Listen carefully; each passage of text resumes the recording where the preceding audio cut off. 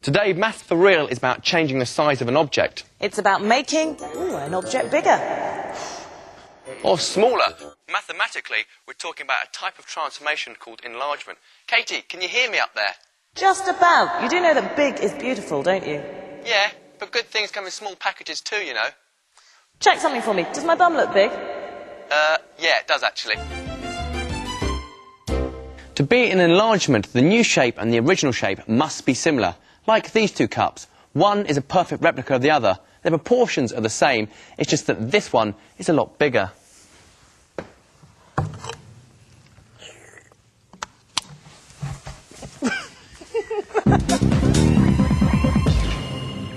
Smile, Jamie. Very nice.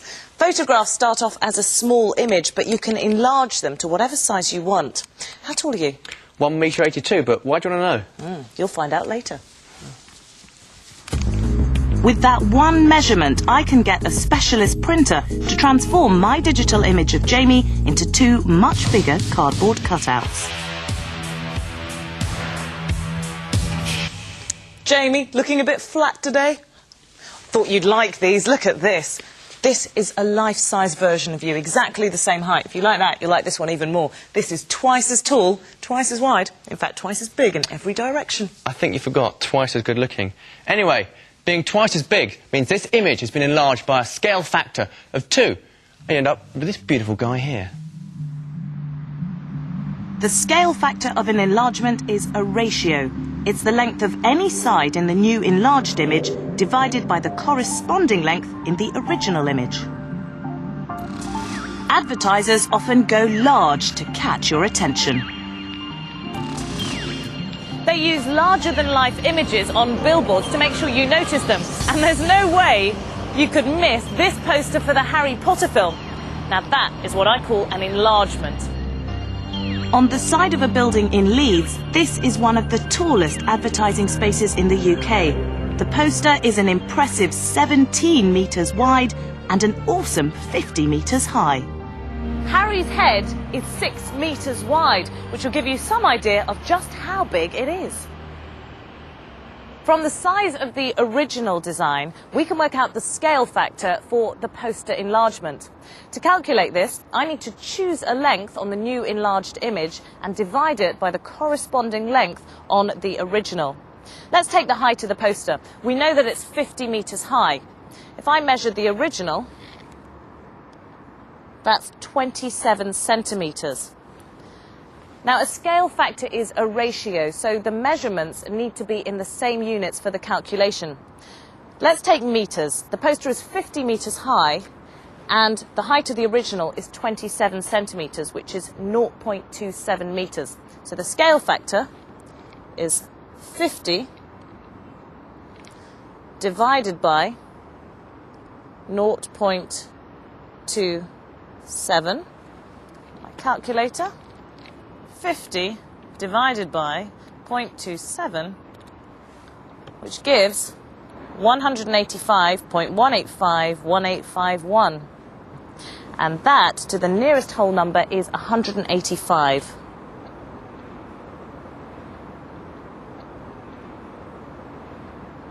Here's one for you. The scale factor is 185.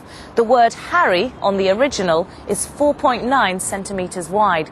So how wide is the word Harry on the poster? The sort of shapes that you'd be expected to enlarge are normally drawn on a grid. The grid makes it easier to see the dimensions. When you're asked to draw an enlargement, there are usually 2 pieces of information that you're given. 1, the scale factor of the enlargement, and 2, the centre of enlargement. Now, we're going to enlarge this shape by a scale factor of 3, and the centre of enlargement is going to be this point here, C. The first thing to do is draw a line from the centre of enlargement through one of the corner points on the original shape. Measure the distance from the centre of enlargement to the corner point. 28 inches.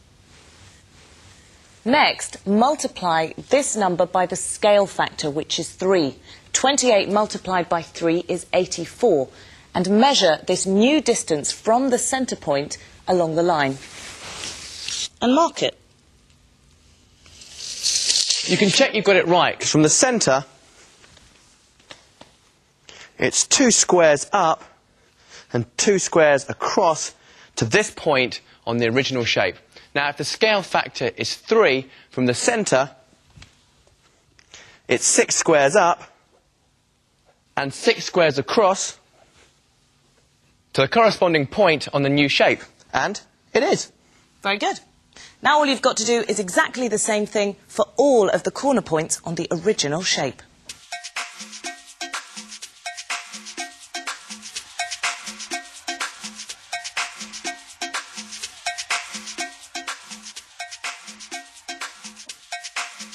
Finally, join up the new points in the correct order to form the enlargement. With a scale factor of 3, each side on the new image is 3 times longer than the original.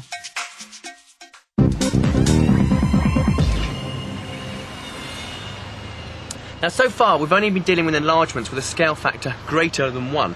And they always produce a new enlarged image that is bigger than the original. But believe it or not, it's a strange maths fact that an enlargement can also be smaller than the original.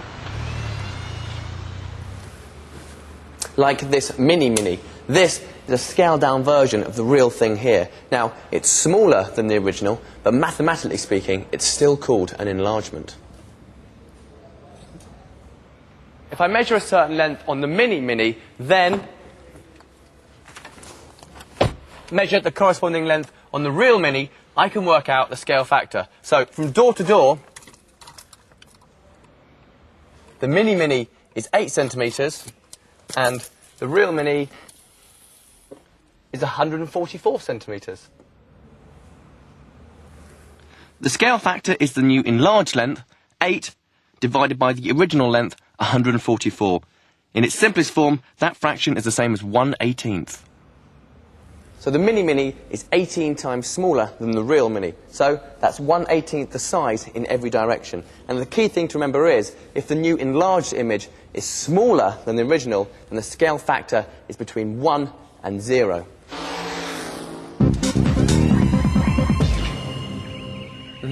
I'm on the trail for a special scaled-down version of the Statue of Liberty. And apparently, I'll need one of these.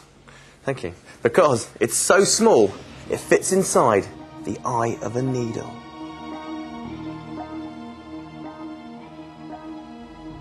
In fact, here at Impossible Micro World in Bath are the world's smallest sculptures. They're so small, you need a microscope or a magnifying glass just to see them.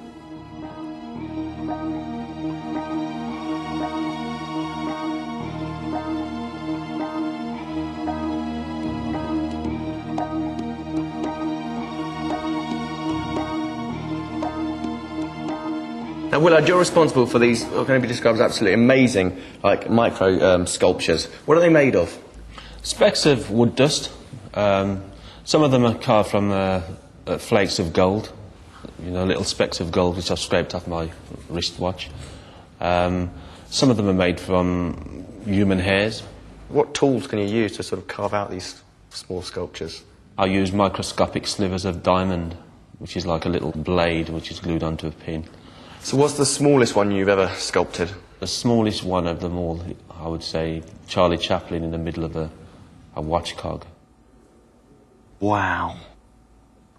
So I have a question for you. What's the scale factor of a 1mm Statue of Liberty if the real thing is 46 metres high?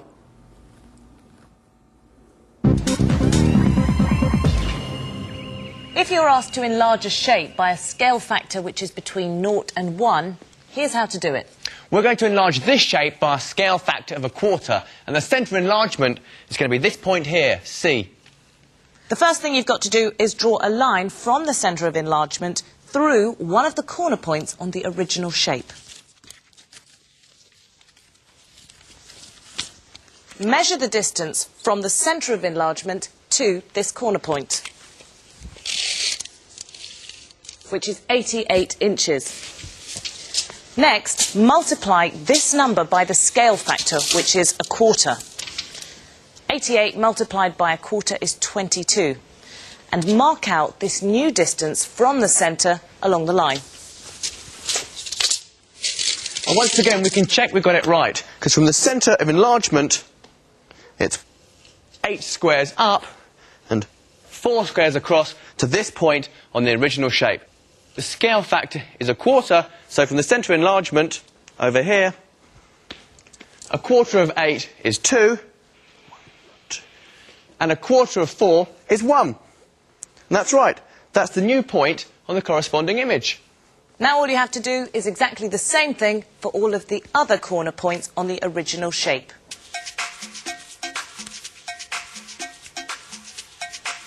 And finally, join up the new points to get the new enlarged image. A scale factor which is between 0 and 1 reduces the image in size and positions it towards the centre of enlargement. It's that part of the programme when we both tackle the same maths question, but only one answer will be right. The other will contain a deliberate mistake that you've got to spot. So watch carefully to decide, are you going to tick it or trash it? Describe the enlargement that transforms shape A onto shape B. Pens at the ready? Let's go! Describe the enlargement that transforms shape A onto shape B. Describing the enlargement means I have to work out the scale factor and the centre of enlargement. Now, to find out the scale factor, I used this ratio, new length over the corresponding original length. Now, the new length I chose, this one here, is 1, and the corresponding original length is 2.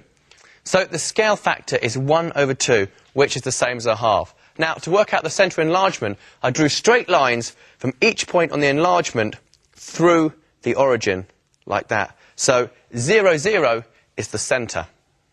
To find the scale factor, I also used this ratio, new length over the corresponding original length.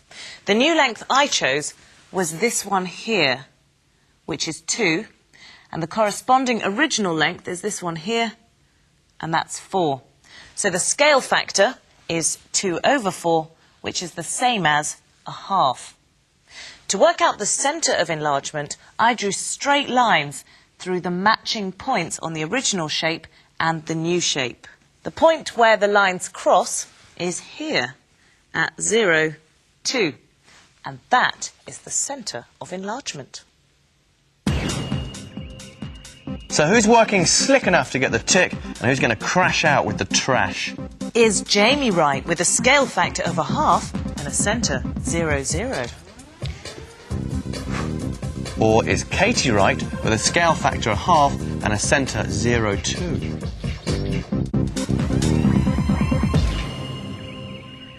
Now, it doesn't happen often, but it was me that made the deliberate mistake to try and catch you out. I got the scale factor right, but I just assumed the centre of enlargement was going to be the origin here. Now, it doesn't have to be. Remember, to find the centre, you need to draw lines through the matching point on each shape, like Katie did. Always draw 3 lines if you can. 2 lines give you the point you want, and the third line acts as a check. Isn't 3 lines a song?